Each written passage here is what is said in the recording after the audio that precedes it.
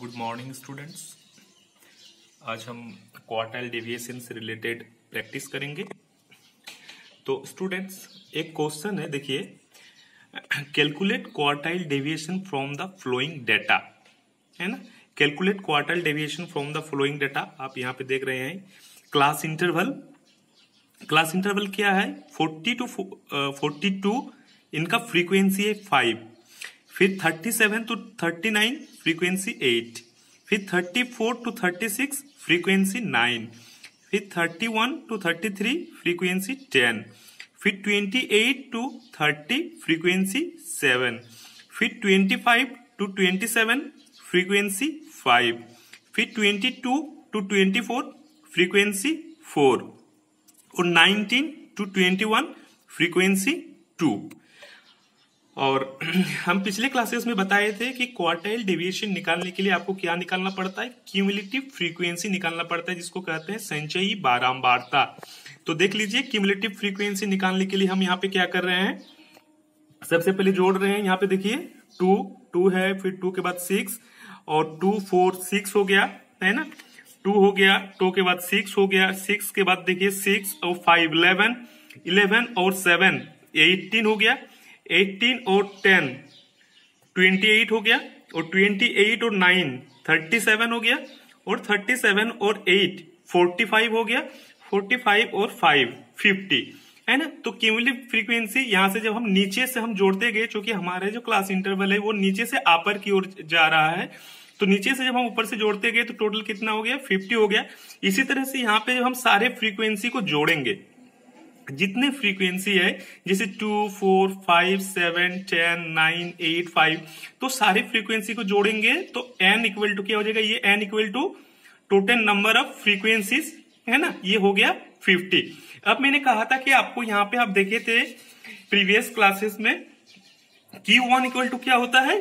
Q1 equal to आप देख रहे हैं, Q1 equal to L plus N/4 minus FB बटे FW इंटू I, है ना।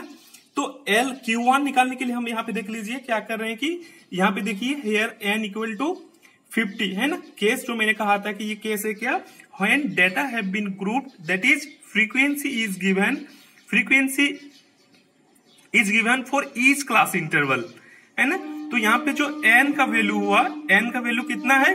50। आप यहाँ पे देख रहे हैं n का वैल्यू कितना है? 50। तो मैंने यहाँ पे n इक्वल टू कितना लिखा? 50 लिखा। अब आपको क्या निकालना है? Q1। और Q1 निकालने के लिए क्या होता है? Q1 क्लास निकालने के लिए n/4 होता है।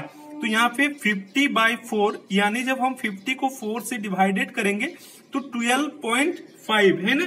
देख लीजिए ये पे कितना मान है? 12.5 केसेस, ये हो गया Q1। तो 12.5, अब देखिए ये जो मान है ना, 12.5 किसमें आ रहा है? ये 18 वाले में। यहाँ पे देख लीजिए 12.5 जो है, ये जो 18 है ना, यहाँ पे आप देखिए 18, यानी कौन सा क्लास इंटरवल? 20 to 30, जिसका फ्रीक्वेंसी 7 है और जिनका क्यूमुलेटिव फ्रीक्वेंसी 18 है। आप ये देख रहे हैं कि 12.5 जो केसेस आया वो किस क्लास इंटरवल में आ रहा है? ये 28 to 30 वाले क्लास इंटरवल में। तो ये हो गया Q1 क्लास, है ना, ये हो गया Q1 class. Same as it is आपको क्या निकालना है? अब आपको निकालना है Q3। तो Q3 के लिए क्या होता है? 3n/4, और आप जान रहे हैं कि 3 इंटू n/4 का अभी हम Q1 से कितना वैल्यू निकाले? 12.5 हो गया। तो 3 इंटू 12.5 इक्वल टू कितना हो जाएगा? 37.5 केसेस। तो ये होगा, ये किस क्लास इंटरवल में होगा? ये आप देख रहे हैं 37.5 जो है आपका, ये वाले 37 to 39 जिनका फ्रीक्वेंसी 8 है, और क्यूमुलेटिव फ्रीक्वेंसी जो है 45, इसमें हो गया आपका Q3 क्लास, है ना। ये Q3 क्लास हो गया। अब चूंकि आपको पता है कि ये n/4, ये Q1 एंड Q3 जो क्लास है, इसी के आधार पर आपका पूरा फॉर्मूला डिपेंड है। तो यहां पे देख लीजिए आप, Q1 इक्वल टू आ गया L plus N/4 minus FB बटे FW इंटू I। तो हेयर जैसे L इक्वल टू हम क्या जान रहे थे? Exact lower limit of the class interval. L का क्या होता है फॉर्मूला? L का मान क्या होता है? Exact lower limit of the class interval which lease in Q1 class, है ना। तो Q1 क्लास देखिए किस क्लास इंटरवल में स्थित है, 25 to 27 में। तो इसमें एग्जैक्ट लोअर लिमिट कितना हो जाएगा, 20 है ना। Q1 यहाँ पे देख लीजिए Q1 किसमें है, 28 to 30 जिनका फ्रीक्वेंसी 7 है, इसमें ये Q1 क्लास है ना।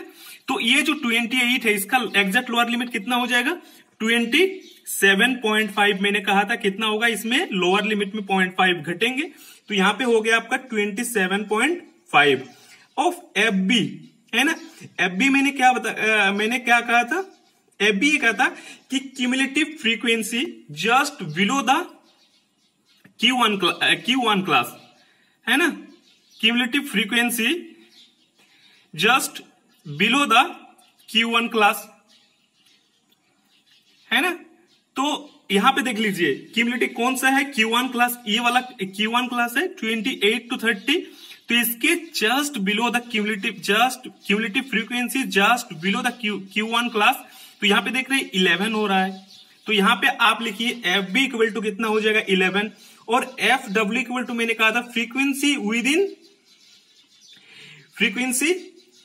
The Q1 class. तो यहां पे देखिए ये जो Q1 क्लास है इसका फ्रीक्वेंसी कितना है, 28 to 30 में 7 है ना। तो यहां पे आपका हो गया FW equal to 7 and I equal to क्या हो गया 3। यहां पे आप देख रहे हैं कितना है 20। आप जब क्लास इंटरवल है इसको आप जब अपर लिमिट से लोअर लिमिट को घटाएंगे, चूंकि ये क्या है, इसको आप जब हम रियल लिमिट में क्या करें, चेंज करेंगे, तो उसमें हो जाएगा नीचे में 0.5 घटेगा और अपर में 0.5 बढ़ेगा।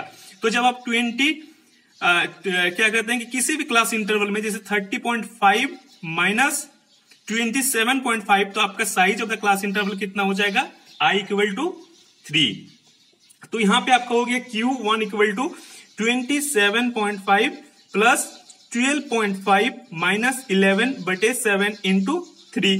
तो 27.5 प्लस 1.5/7 इंटू 3 इक्वल टू हो जाएगा 27.5 प्लस 4.5/7 और 27.5 प्लस 0.64 इक्वल टू 28.14। तो ये हो गया Q1 का वैल्यू।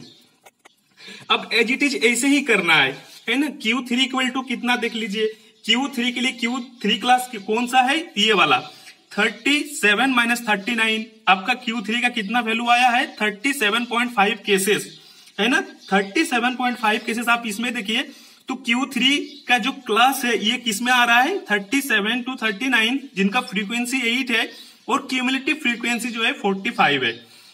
तो इनका L वैल्यू मैंने फिर क्या कहता है, एग्जैक्ट लोअर लिमिट है ना, exact lower limit of the class interval which lease in Q3 class है ना। मैंने ये कहा था कि उस वर्गांतर की निम्नतम सीमा जिसमें Q3 क्लास स्थित है। तो आप देखिए वो कौन सा वर्गांतर है, ये वाला 37 to 39। तो इस कंडीशंस में आपका क्या हो जाएगा, एग्जैक्ट लोअर लिमिट, इसमें 0.5 घटेंगे तो 36.5 होगा। तो मैंने L इक्वल टू लिखा, मैंने यहां पे देखिए 36.5। अब मैंने कहा FB क्या होता है, cumulative frequency just below the Q3 class. तो यहां पे देखिए Q3 क्लास जो है ये 45 है, तो इनके नीचे just below cumulative frequency just below the Q3 class, तो इसके नीचे कितना हो जाएगा 37। तो ये हो गया आपका FB इक्वल टू, आप यहां पे हम पुट कर दिए है ना FB इक्वल टू हम पुट कर दिए 37। अब देखिए FW क्या होता है, frequency with in the Q1 class है ना, frequency with in the Q1 class. तो ये जो Q3 क्लास का, ये Q3 क्लास देखिए, Q3 क्लास जो 45 है यानी 37 to 39 जिसका फ्रीक्वेंसी कितना है 8। तो यहां पे FW इक्वल टू कितना हो गया 8। और सेम वही class interval, size of the class interval, वर्गांतर की सीमा, यानी अपर लिमिट से हम लोअर लिमिट को घटाएं, तो चूंकि ये जो सीरीज है इस सीरीज को हम क्या किए, एग्जैक्ट लोअर लिमिट में जब हम इसको चेंज कर दिए तो इनका जो class interval value, size of the class interval जो हुआ वो कितना होगा 3।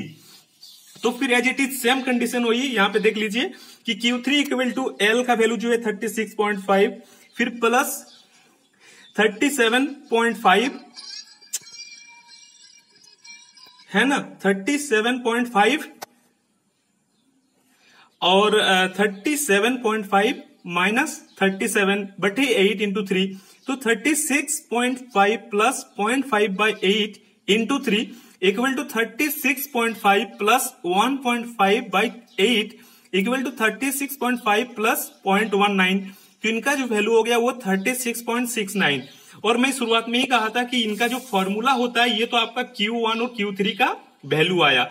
अब क्वार्टाइल निकालने के लिए हमको क्या करना पड़ता है, hence quartile equal to Q equal to होता है Q3 माइनस Q1/2। तो Q3 का मान आपका कितना आया है 36.69 और Q1 का जो मान है आपका वो आया है 28.14/2। तो इनको जब घटाएंगे तो आ जाएगा 8.55/2 इक्वल टू हो गया 4.28। तो Q का जो मान हो गया वो हुआ 4.28। तो आप देख सकते हैं कि इस टाइप से मतलब ये जो फॉर्मूला ये पूरी तरीके से आपको सबसे पहले क्या आइडेंटिफाई करना है कि ये जो Q1 n/4 जो है ये इनके जो केसेस है इनका जो वैल्यू आ रहा है ये किस क्लास इंटरवल में स्थित है। सेम उसी तरह से आपका जो Q3 3n/4 ये इनका जो वैल्यू होंगे ये आपको देखना है कि किस क्लासेस में ये किस क्लास इंटरवल में आ रहा है। और ये आप ये करेंगे कि देखिए यहाँ पे दरअसल 37.5 तक Q3 का, तो ये सबसे ज्यादा है ना 37.5, तो यहां तक 37 है, 34 to 36 में तो इसमें तो होगा नहीं, इसके अपर वाले यानी इसमें हो गया, ये हो गया Q3 क्लास। और यह जो आया था Q1 जो आया था ये कितना था 12.5, तो ये आ गया 28-30 में। और इसके बाद जैसे ही आप दोनों ही क्लासेस को आइडेंटिफाई कर लेंगे Q1 क्लास को Q3 क्लास को, फिर उसी क्लास के हिसाब से आपका L FB FW ये सारे उसी पे डिपेंड है। तो सबसे पहले आपको जो क्वार्टाइल डिवीजन के लिए जो काम करना है वो क्या करना है, पहले आपको Q1 और Q3 निकालना है। फिर उसके बाद ऑन द बेसिस ऑफ फॉर्मूले के आधार पर जब आप ये सारे वैल्यू को आइडेंटिफाई कर लोगे और फिर उसके बाद आप फॉर्मूला में पुट करोगे, फिर कैलकुलेशन करोगे, तो सारे वैल्यू जो है एक्यूरेट वैल्यू वो आपके सामने निकल के आएगा। Thank you.